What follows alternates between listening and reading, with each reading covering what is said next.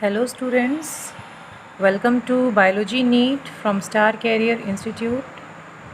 आज के इस लेक्चर में हम सेल चैप्टर को कंटिन्यू करेंगे।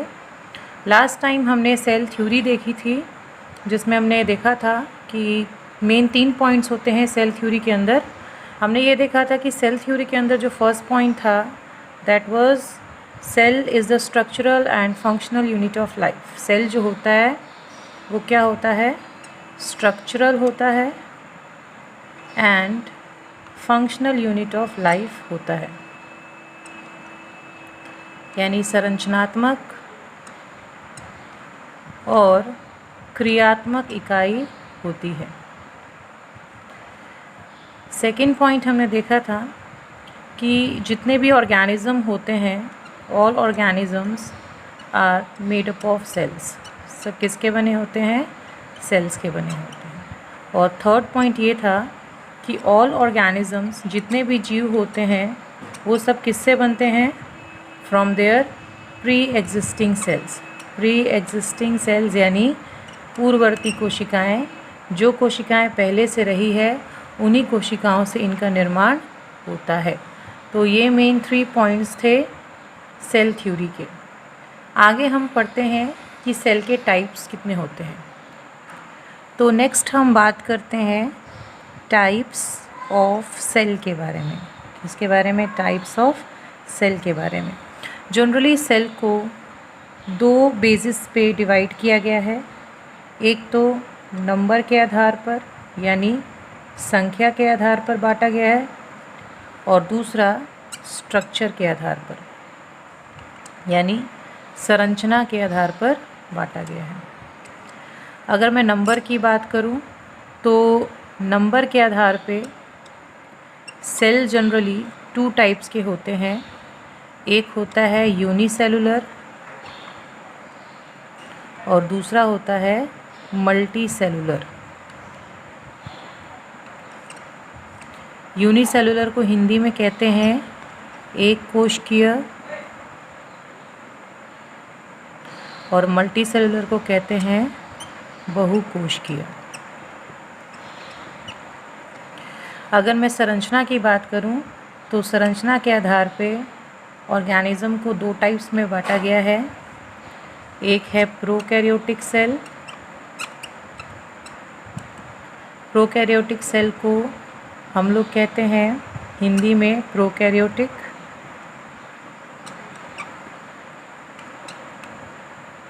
इसी प्रकार दूसरा है यूकैरियोटिक सेल। हिंदी में भी इसको क्या कहते हैं, यूकैरियोटिक।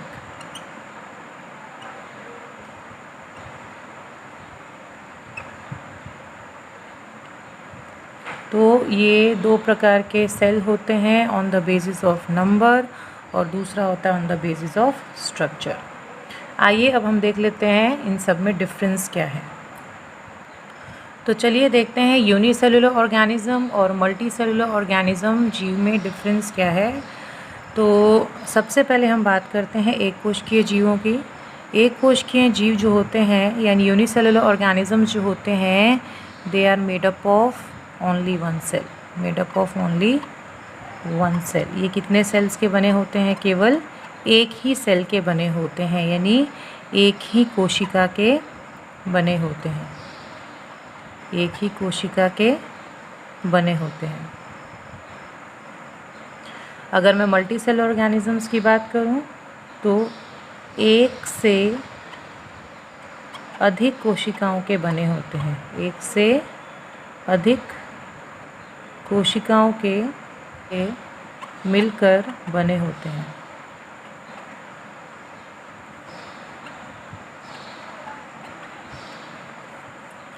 इंग्लिश में मेड अप ऑफ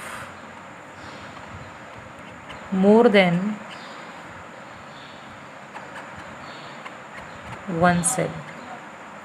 क्लियर। तो जो एक सेल्स के बने होते हैं उन्हें हम क्या कहते हैं, यूनिसेलुलर ऑर्गेनिज्म, और जो एक से अधिक सेल से मिलके बनते हैं उन्हें हम क्या कहते हैं, मल्टी सेलुलर ऑर्गेनिज्म। इसमें जो एग्जाम्पल्स आ जाते हैं वो आ जाते हैं आपके बैक्टीरिया, ईस्ट, डायटम्स, ये सारे एग्जाम्पल्स किस में आ जाते हैं? यूनिसेलुलर ऑर्गेनिजम्स में। मल्टी सेलुलर ऑर्गेनिजम्स की बात करूँ तो ऑल हायर एनिमल्स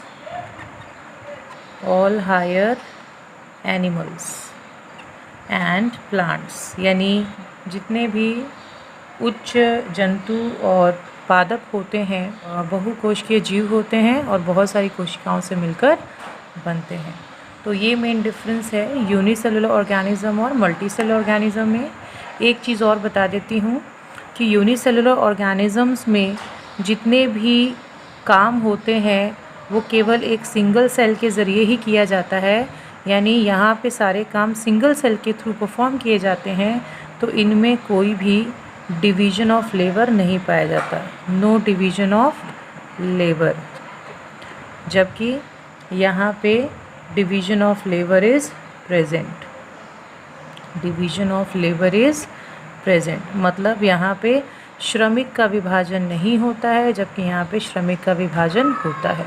श्रमिक का विभाजन का मतलब यही है कि यहाँ पे एक ही सेल के द्वारा सारे मेटाबॉलिक एक्टिविटीज़ परफॉर्म की जाती है, सारे काम किए जाते हैं। जबकि मल्टी सेलुलर ऑर्गेनिज्म में क्या होता है कि बहुत सारे ग्रुप ऑफ सेल्स होते हैं जो मिलके डिफरेंट या स्पेसिफिक फंक्शन परफॉर्म करते हैं। जैसे हमारे लंग्स में डिफरेंट ग्रुप ऑफ सेल्स होते हैं जो अलग अलग काम करते हैं। तो ये मेन डिफरेंस है यूनिसेलुलर ऑर्गेनिज्म का और मल्टी सेलुलर ऑर्गेनिजम्स का।